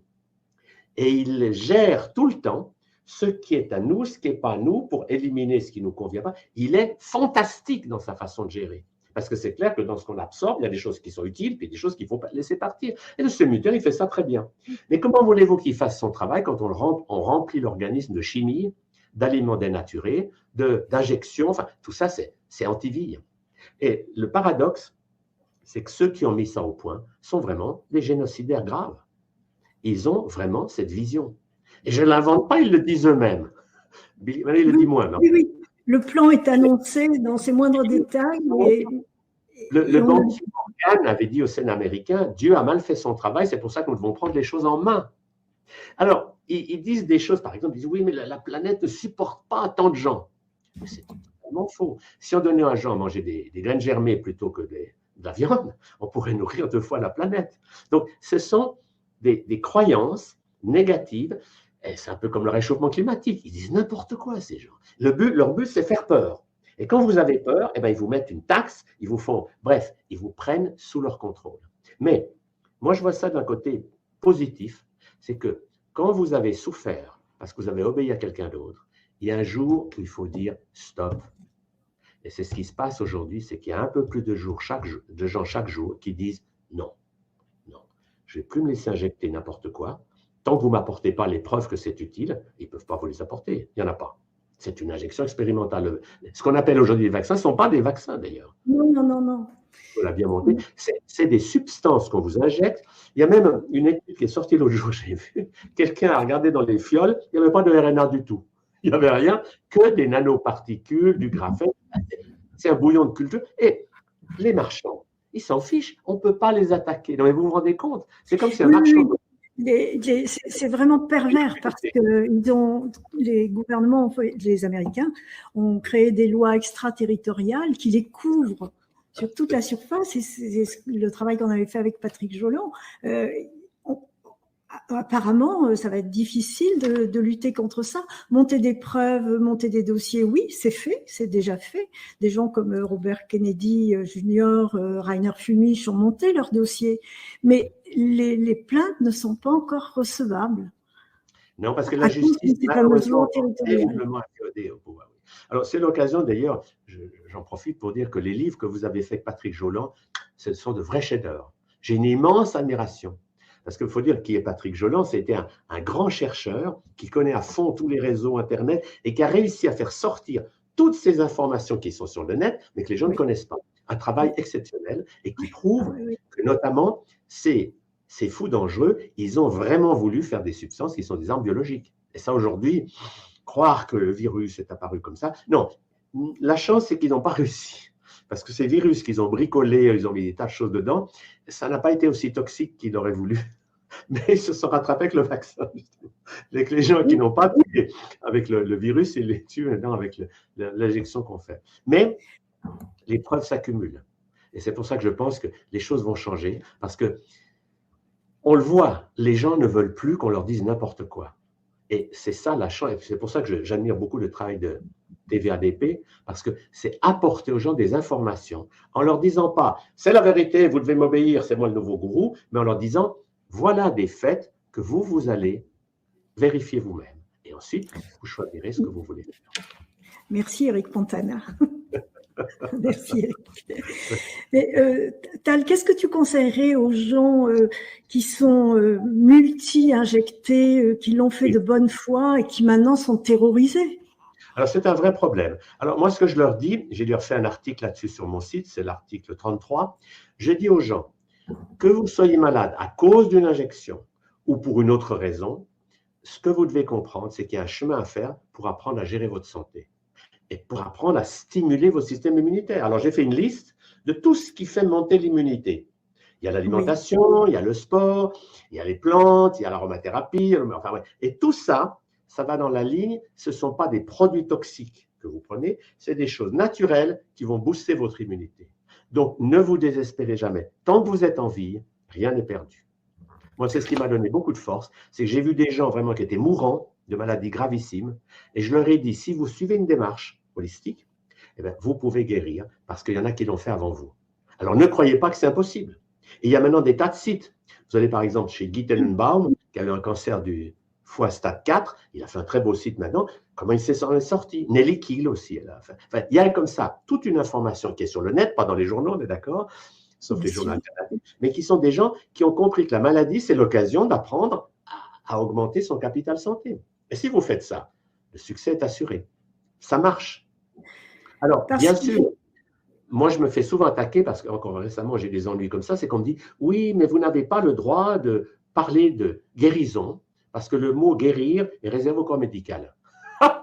Alors moi je dis, vous avez tout à fait raison. Je n'ai jamais dit à quelqu'un, je vais vous guérir. Je n'ai jamais dit ça. Une fois, ils me l'ont fait dire avec une caméra cachée. Ils étaient venus filmer dans un festival de chamanisme et ils m'ont fait dire dans l'atelier qu'ils ont filmé que je disais qu'on peut guérir le sida avec la démarche holistique. Mais je n'ai pas dit ça. Je n'ai pas dit je vais vous guérir. J'ai dit une démarche que vous faites peut vous guérir. Mais c'est vous qui devez faire le travail. Oui. Alors c'est pour ça d'ailleurs que ceux qui nous attaquent, ils sont un peu gênés parce que très franchement, les reproches qu'ils nous font sont tellement abracadabrants, ça ne passe pas la route. Vous voyez, quand Laurent Alexandre, ce médecin transhumaniste givré, il est allé dire que Thierry Casasnova, c'était un assassin, parce qu'il parle de santé aux gens, alors qu'il n'a jamais fait d'ordonnance, il n'a jamais soigné des gens au terme médical. Donc, exercer la médecine, ça ne tient pas la route. Mais la presse adore faire des choux blancs là-dessus. Oh, regardez, et ce qui est fantastique, c'est que c'est comme si ceux qui sont aujourd'hui vraiment les assassins, alors, qu'est-ce qu'ils font? Ils disent, regardez, comme Chalère est dangereux. Ils vont dire, à cause de lui, une femme n'a pas fait sa chimiothérapie. Alors que je n'ai jamais dit à quelqu'un, arrêtez votre chimiothérapie. Jamais dit ça, non. Mais eux, ils adorent justement dire des choses qu'ils ne peuvent pas prouver scientifiquement. Et c'est ça le débat aujourd'hui qui est intéressant, c'est que ceux qui ont des preuves scientifiques, ils disent des choses qu'ils peuvent prouver. Ceux qui les attaquent, c'est que du baratin. Voilà. Ouais. Mais en plus, si on n'a pas l'habitude, c'est quand même de considérer la médecine comme tu l'entends, c'est quelque chose qu'on pourrait comprendre facilement parce que en dehors du physique uniquement, tout le monde est d'accord pour dire qu'il somatise, qu'il a des douleurs d'estomac, parce qu'il a eu peur, il est contrarié. Tout le monde est d'accord avec ça. Pourquoi ça n'agirait pas en sens inverse?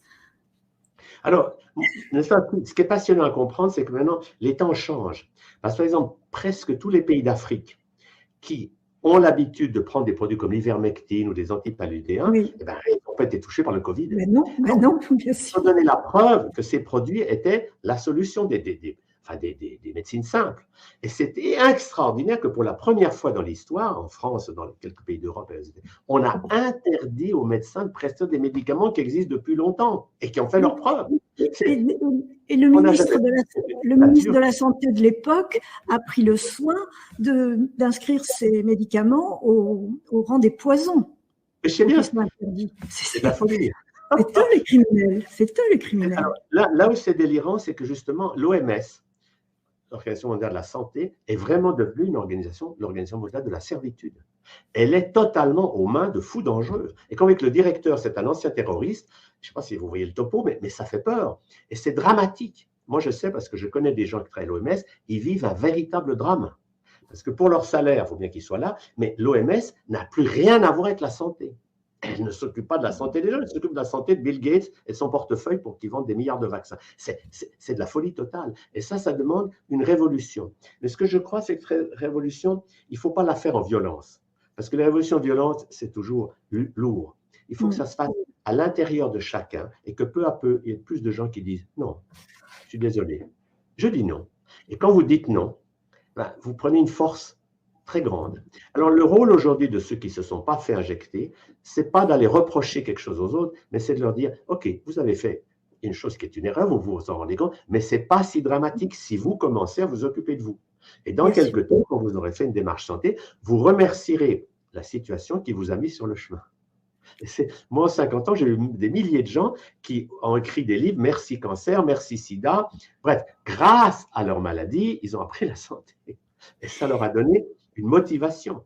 Parce que le problème de beaucoup de gens, c'est quand ils vont bien, ben, ils n'ont pas envie de changer quoi que ce soit. Mais quand vous avez la chance d'être malade, ça devient une opportunité fantastique d'aller dans cette direction. Non seulement la santé, mais je pense que ça les fait grandir spirituellement. Oui, alors le point très intéressant, et je crois que ça on peut le dire, c'est que le concept matérialiste, c'est j'ai un corps et je vais mourir, et c'est affreux parce qu'après il n'y a plus rien. Et ça terrorise les foules. Et c'est pour ça qu'on leur dit, grâce à des actes médicaux, on va repousser la mort. Mais vous mourrez tous un jour. Mais quand on comprend que l'être humain n'est pas un corps de matière, mais un être de lumière, qui a créé un corps mental, un corps émotionnel, un corps physique, la peur de mourir tombe. Qui meurt? Mon corps physique, un jour, je le rends à la terre, mais moi pas. Mon corps émotionnel, mon corps mental, mon corps spirituel, c'est des ondes, des vibrations, donc nous sommes tous immortels. Et quand on comprend ça, on comprend que ce que nous devons apprendre dans notre parcours sur Terre, c'est d'être de plus en plus attentif aux signaux et aux messages de notre corps de lumière et obéir à notre guidance intérieure et plus aux autres. Parce que l'obéissance à autrui nous mène vers des croyances limitées, alors que quand on obéit à cette lumière intérieure, eh bien, on comprend les lois divines. Et les lois divines sont simples. Votre santé, elle dépend de vous.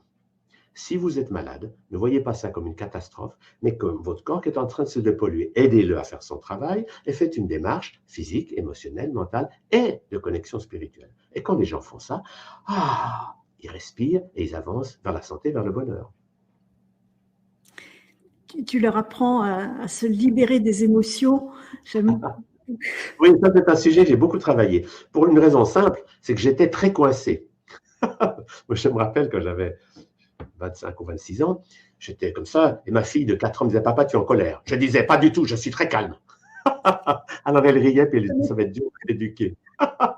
Mais en imitant les petits-enfants et en voyant vivre des peuples qui vivent sans conflit, sans maladie, j'ai eu cette chance, eh bien, j'ai vu que la gestion des émotions, c'est fondamental. Dans ces peuples, ce que j'ai remarqué, c'est que quand quelqu'un a une émotion à n'importe quel âge, il la gère tout de suite comme un enfant de 3 ans.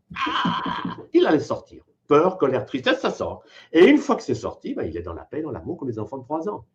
Alors que de là le tigre. Oui. De là le tigre. Je t'ai vu faire le tigre. C'est des exercices simples, mais qui permettent, quand vous imaginez que vous êtes un tigre, vous osez rugir, sortir votre colère, vous ne l'envoyez pas vers quelqu'un, vous la donnez à la terre et au ciel, mais vous la libérez. Alors que si vous la gardez à l'intérieur, et la peur, vous gardez tout ça à l'intérieur, ça bloque votre système immunitaire. Donc c'est pour ça que j'ai beaucoup travaillé sur la gestion des émotions, c'est un sujet qui me passionne, c'est prenez des moments d'enfance, où vous redevenez un petit enfant, bien sûr pas devant des adultes, parce que devant des adultes, si vous avez une intensité émotionnelle, les gens ne supportent pas. Dans notre société, le chute est de rigueur. Vous pouvez dire je suis en colère ou je suis triste, mais vous n'avez pas le droit de le vivre. Il n'y a qu'un adulte qui peut avoir des émotions intenses en public sans se faire enfermer. Vous savez qui c'est? Devinette. C'est le clown. Ah ben oui. On est rouge, il peut. Moi, j'ai travaillé 15 ans avec un clown, qu'est-ce qu'on s'est amusé? On pouvait crier, chanter, enfin, on pouvait être vivant sans que les gens aient peur. Parce que le nez rouge nous protégeait, en quelque sorte. Parce que les gens savent qu'un clown, il n'est pas dangereux. Mais sans nez rouge, ne faites pas ça dans la rue, parce que les gens, mais chez vous, qu'est-ce qui vous empêche d'oser d'être un tigre, un lion, enfin ce que vous voulez, pour que les émotions coulent. C'est un sujet passionnant. Et puis la bonne nouvelle qui va avec ça, c'est qu'au moment où vous lâchez vos émotions à travers votre corps, naturellement, votre cerveau gauche se calme, votre intellect arrête de tourner en rond, et votre cerveau droit s'ouvre. Et là, vous entrez dans ce que j'appelle moi le chamanisme, c'est que vous vivez des expériences de type spirituel. Parce que les chamans, moi j'en ai vu beaucoup à 50 ans, ils ont une spiritualité qui n'est pas de vous dire tu dois croire ça, tu dois croire que c'est comme ça. Non, ça c'est les religions qui font ça.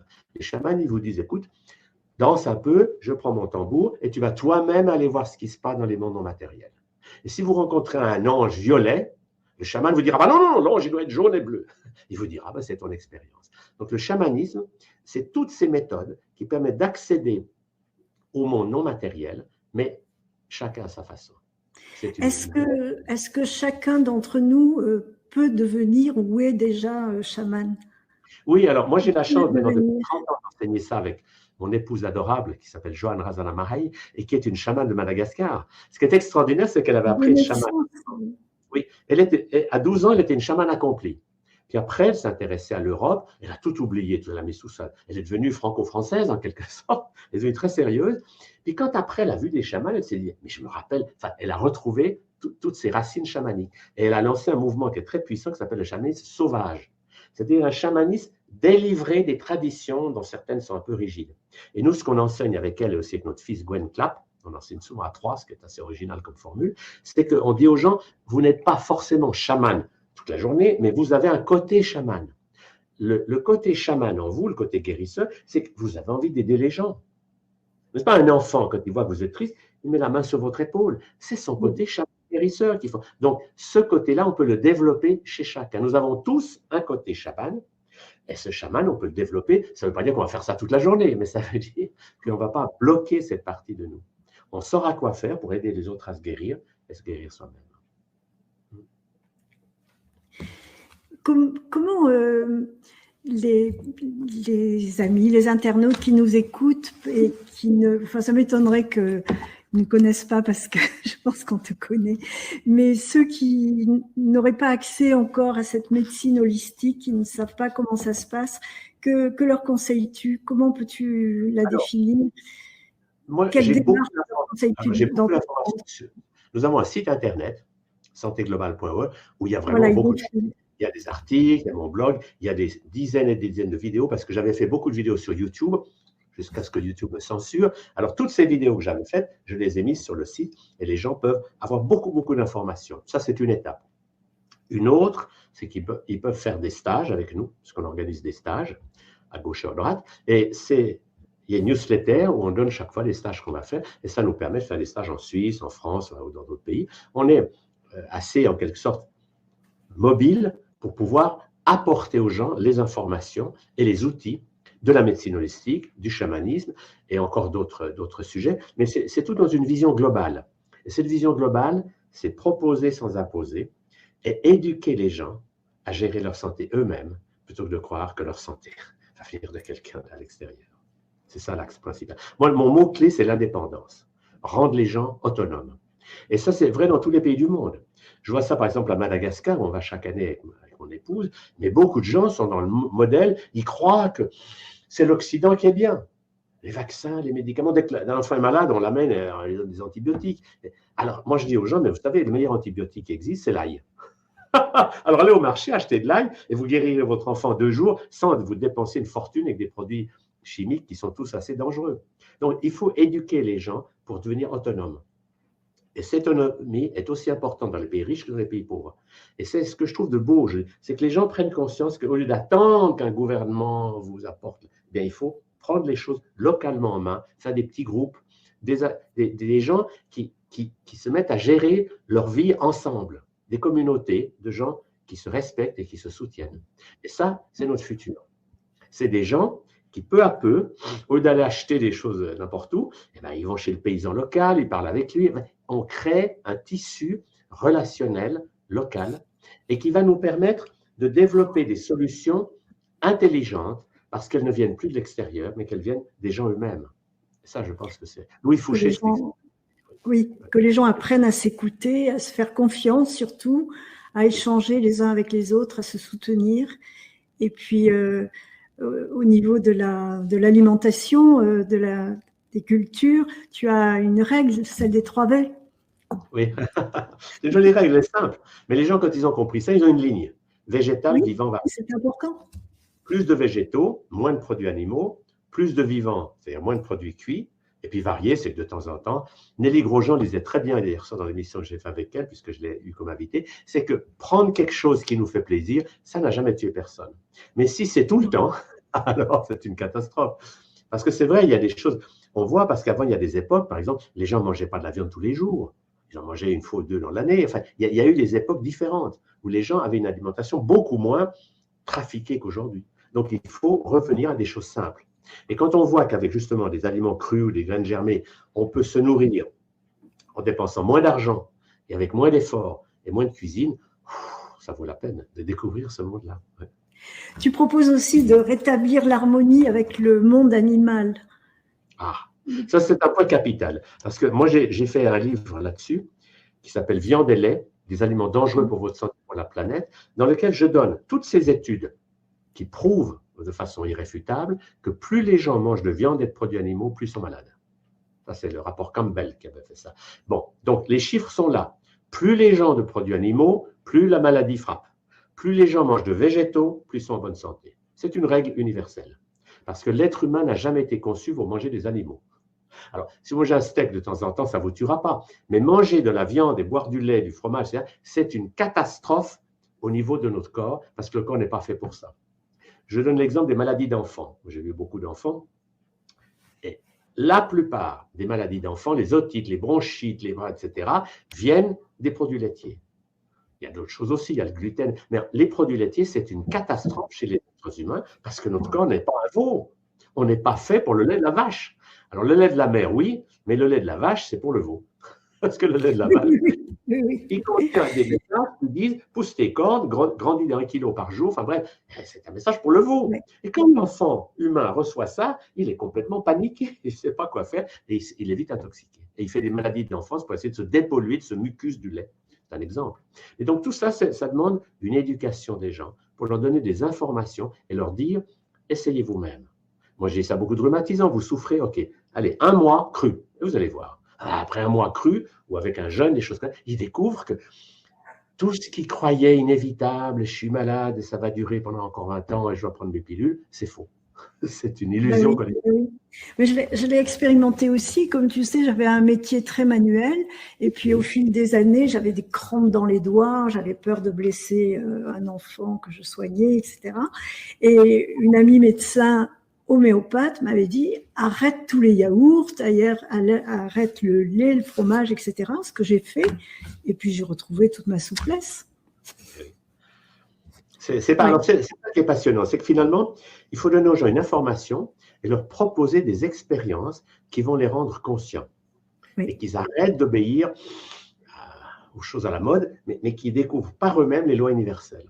Moi, ce qui me donne d'ailleurs beaucoup de paix d'esprit, c'est que j'ai écrit une 60aine de livres depuis 50 ans, mais je n'ai honte d'aucune phrase que j'ai écrite. Il n'y a pas beaucoup d'auteurs qui peuvent dire ça. Il n'y a pas une seule phrase dans mes livres où je dis, une année après, je dis, mon Dieu, j'ai écrit ça, quelle horreur. Je donne un exemple. Oshawa, qui a créé la macrobiotique, à l'époque, il avait dit c'est bien de fumer parce que ça augmente le yang. Bon, quelques années plus tard, on a vu que c'était une idée d'une époque, mais c'était faux. Les lois universelles ne changent pas. Elles sont simples. Apprenez à veiller sur vous, physiquement, émotionnellement.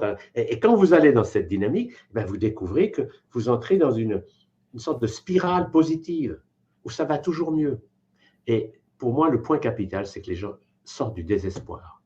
Parce que ce qui rend les gens désespérés, c'est quand ils croient qu'il n'y a rien à faire. Ils sont là, j'ai fait mes injections et maintenant je me sens mal et je suis fichu. Non, non, non, non. C'est l'occasion d'apprendre à vous dépolluer. Et c'est l'occasion pour les gens de faire une démarche de santé. Grâce à Dieu, c'est irréversible. Tout ce concept holistique permet de réfléchir et d'expliquer la vie et donc la mort. Et est-ce que les lois physiques suffisent pour expliquer ça? Ou est-ce que dans la biologie, il n'y a pas des lois qui sont forcément connues, mais qui bénéficieraient d'une sorte d'extraterritorialité, pour revenir à tout à l'heure, par rapport à la physique? Est-ce que... C'est-à-dire, moi, je dirais ça comme ça. Ce que les sages du passé ont dit, et ce qu'ont dit les physiciens modernes, c'est que la matière, c'est de la lumière qui a ralenti. Einstein, on sait ça. La lumière, en ralentissant, crée des pensées, qui en ralentissant crée des émotions, et finalement, ça crée de la matière. Quand on comprend ça, d'abord, on n'a plus peur de mourir, et puis surtout, on va pouvoir, en voyage, aller voir ce qui se passe de l'autre côté. Le merveilleux du chamanisme, c'est qu'on peut savoir ce qui se passe après la mort. Et quand on sait ça, on n'a plus peur de mourir, parce que c'est ici que la vie est dure, on est à l'école. Mais mourir, c'est rentrer à la maison. C'est pour ça que j'aime beaucoup cette phrase. Oui, oui, quand les gens meurent, chez nous, les gens sont comme ça, ils pleurent, alors que dans plein de pays, on fait la fête. On dit quelle chance, il est rentré à la maison. Il est rentré dans la lumière, il est de nouveau dans la joie et dans l'amour. C'est ici que la vie est dure. Et cette phrase, personnellement, m'a beaucoup aidée. Je suis en pleine période de deuil précipité, multiple en ce moment, et j'utilise ça pour réconforter les enfants.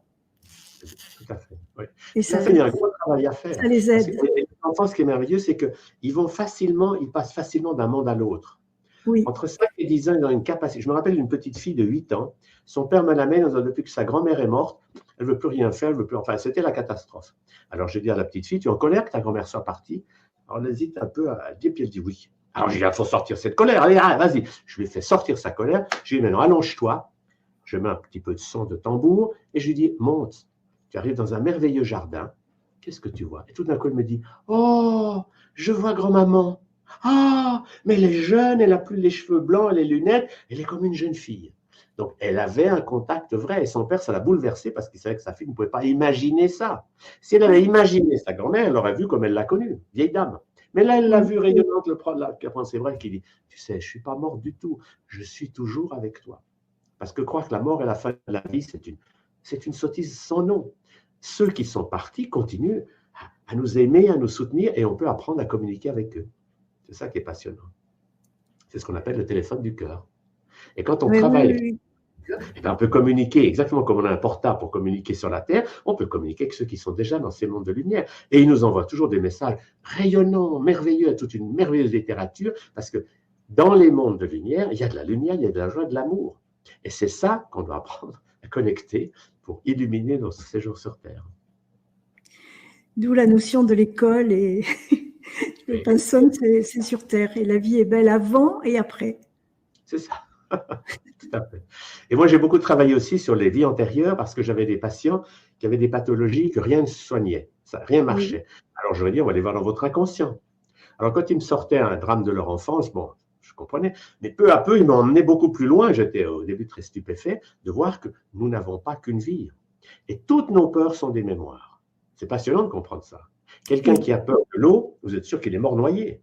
Quelqu'un qui a peur de s'intéresser à développer son chaman guérisseur, vous êtes sûr que dans le passé, il était une guérisseuse qui était déclarée sorcière, brûlée sur un bûcher.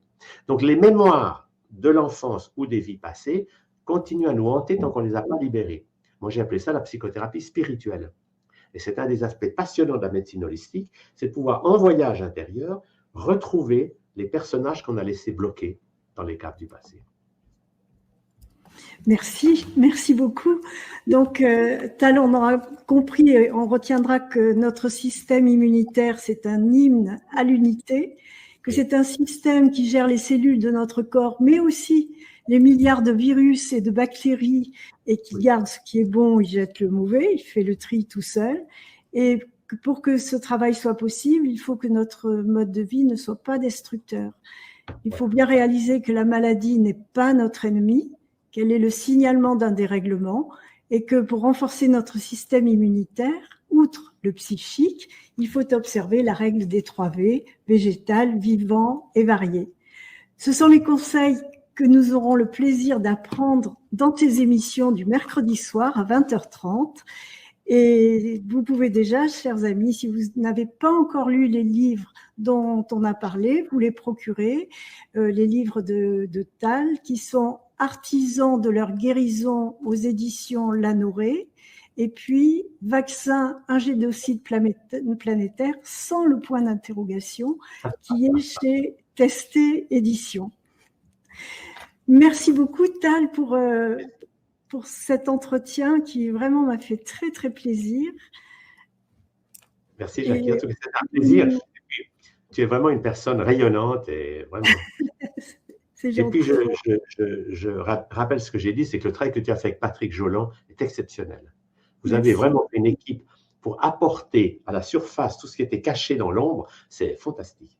Parce que c'est le mérite de Patrick d'aller rechercher tous ces liens qui sont effectivement des faits réels, quoi. Oui, absolument. Merci infiniment. Nous donnons rendez-vous à nos amis chez toi dans ton émission mercredi. Merci. Et avec moi la semaine prochaine, jeudi. Et puis tout de suite après notre émission, dans son intégralité, le reportage sur Sainte-Solène, sur l'écho du net. Merci beaucoup. Bonsoir à tous. Bonsoir à tous.